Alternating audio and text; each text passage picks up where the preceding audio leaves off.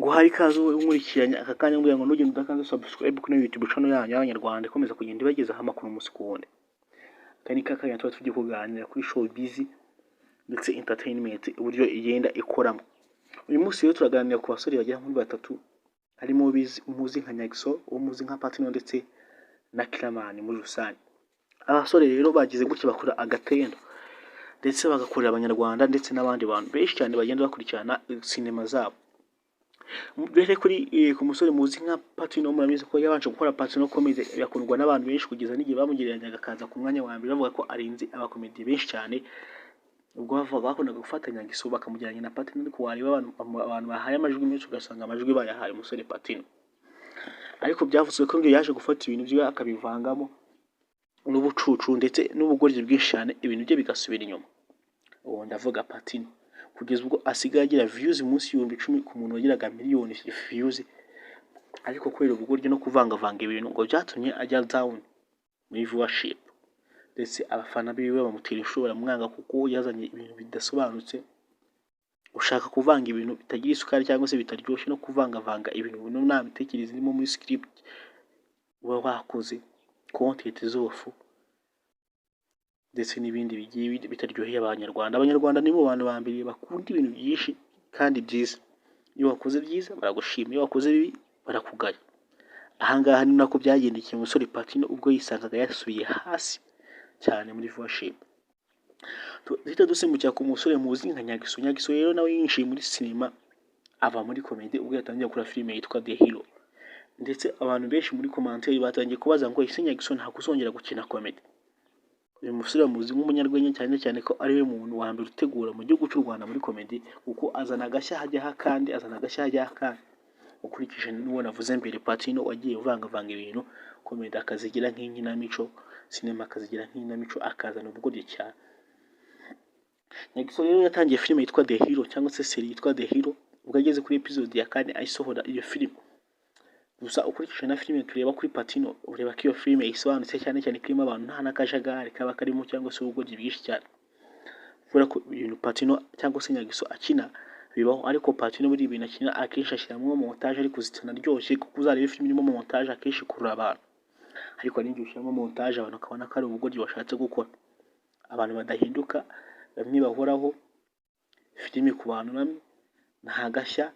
Ubwo yagiye avuga ko yashatse gukinisha ngo filime umusore wita Chris Yizi ngo ayamuhamagara ambwira ko afite projet, ngo Chris Yizi ngo yamusubishije amwe ngo ntabwo nakinana ubugoryi nawe.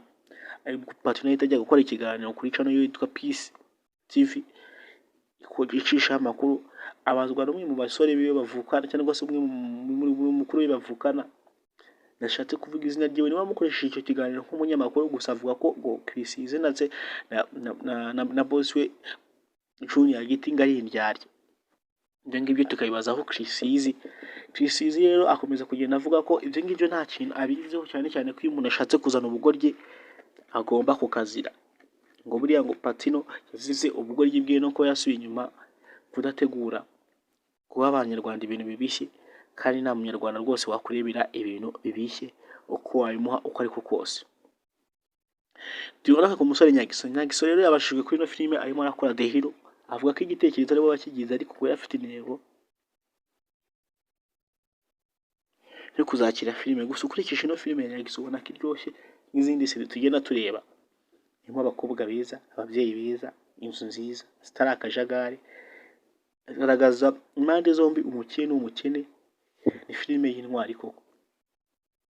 Iyo filime igizwe n'uko Nyaxo aba yagiye kuvuma agahura n'umukobwa, yamara guhura n'umukobwa urimo urashaka kugirirwa nabi akamutabara, ndetse umukobwa yamara kumutabara akihisha ahantu akagwa igihumure, yagwa igihumure akamujyana iwabo.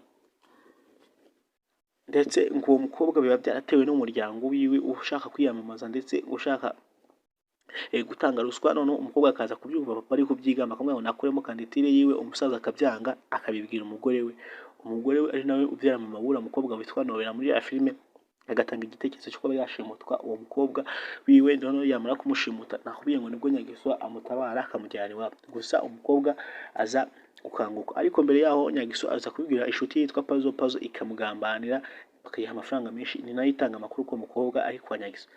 Nyaxo rero biza kurangira afashe umwanzuro wo gufata umukobwa kuko baba batangiye guhigwa, akamujyana kwa Pazo kuri Nshuti TV. Naho episode ya 4 yarangiriye. Ni filime iryoshye, nagushishikariza kujya kureba ukurikije n'izindi filime wagiye ureba ku banyarwenya bagiye bakina. Munyihanganira habayemo akabazo gatoya cyane. Tureke ku musore wacu Kiramani muramuzi nka Kiramani comedian, Kiramani Empire, wagiye uzamura abantu benshi harimo nk'abatabe ndetse n'abandi benshi cyane.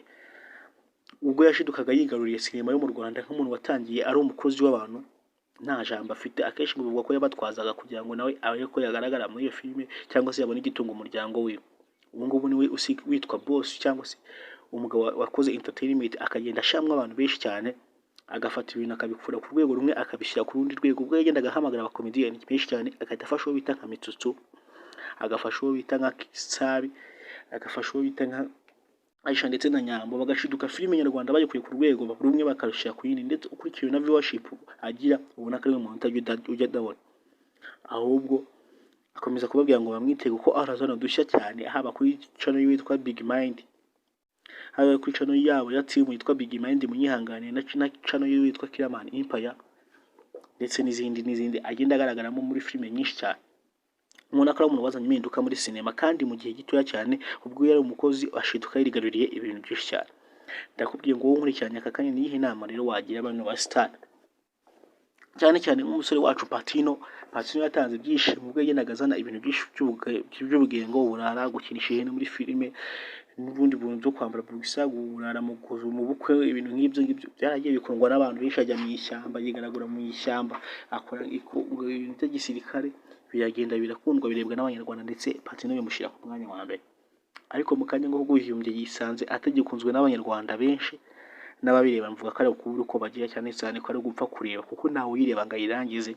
Usanga harimo bugoryi kurusha ibintu bikorwa cyangwa se ubucucu butaryoheye abantu habe na gato, cyane ko timu yiwe nayo yazanye ubugoryi bwinshi, akaba nawe uzamuka cyangwa se ngaro kwitwe mu zindi filime kubera ubugoryi abazanye. Pattino yagiye yizerwa n'abantu benshi cyane, bagenda bamushyira muri filime nyinshi cyane. Ubwo yahamagaraga abasitari bamwe na bamwe ngo bapininge link muri video zabo cyangwa muri channel yabo, kugira ngo arebe ko video ziwe zakundwa, ngo ndetse bikanga gukorwa. Ngo yararakaye cyane kugeza ubwo agiye kuri mu kiganiro agatuka bamwe mu banyamakuru bamukoreshaga, harimo nka Bayene, Bayago, ndetse n'abandi bakinnyi ba filime harimo nka ba Regis, harimo nk'abanyambo, ndetse n'abandi. Ariko ibyo ngibyo ngo nta kintu byigeze bitanga, kuko n'ubundi uzanye ubucucu, cyane cyane ko nta muntu wafata link ngo ayipininge babona ikintu wakoze nta musaruro, nta mpinduka, n'ubundi ari bwa bucucu. Ikintu twubogera no kugira inama abana ba comedian cyangwa se ibintu abanyarwanda mukunda mu bisanzwe, kugira ngo bajye babayeka ibintu baryohera. Uhaye ikaze kuri no YouTube channel, ariko nanagusezera nkubwira ngo ukande subscribe. Kuba ikaze no kubwira ngo ukande subscribe kugira ngo ujye ukomeza kurikirana ibiganiro byacu byiza nk'ibi. Ukanda subscribe ntabwo ari ukwiye umucyago no kudutera inkunga, ndetse no kuba washaka kumva amakuru agiye agezweho mu myidagaduro, muri politiki, ndetse muri siporo muri rusange. Imana ikomeze kugenda ibamira umugisha, ndetse muryame neza, mubeho muronke, ibaha amafaranga, ibyo kurya, ubuzima buzima n'ibyishimo mu muryango wacu. Imana ikomeze kugenda ibarinda. Ciao ciao.